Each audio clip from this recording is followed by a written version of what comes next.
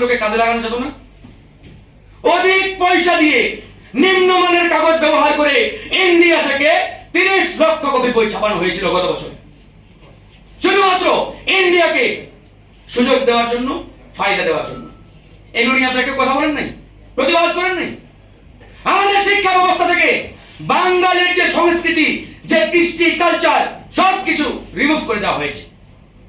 90% মুসলমানেরই বাংলাদেশ, কিংবা 96% মুসলমানেরই বাংলাদেশ।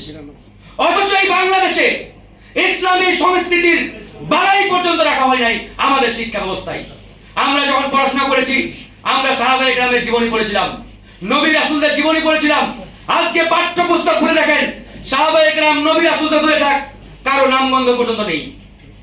কোত্থেকে আমদানি হলো এগুলো? হ্যাঁ, এটা ভাববেন না যে আমি সাম্প্রদায়িকতা করছি। নো, এই বাংলাদেশ সবার, হিন্দু, বৌদ্ধ, খ্রিস্টান, মুসলমান, আমরা সকল ধর্ম বিদ্বেষের বিরুদ্ধে আমাদের অবস্থান।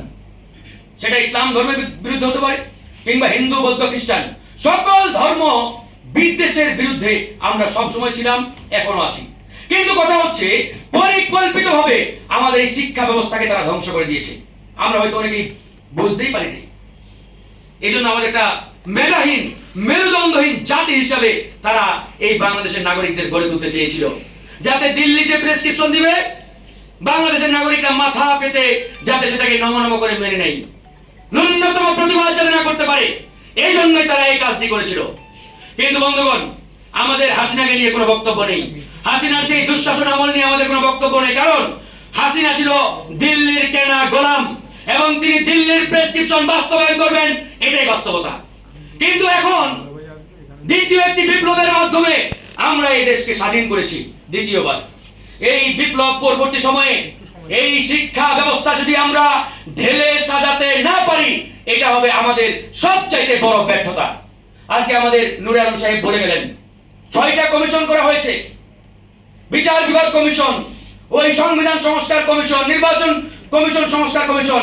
অথচ আমাদের জাতি গড়ার জন্য সবচাইতে যেটি গুরুত্বপূর্ণ, এসেনশিয়াল, সেই শিক্ষা সংস্কার কমিশন হয় নাই।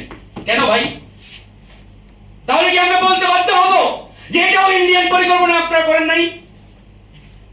এটা অবশ্যই সবার আগে করা দরকার ছিল, অবশ্যই করতে হবে।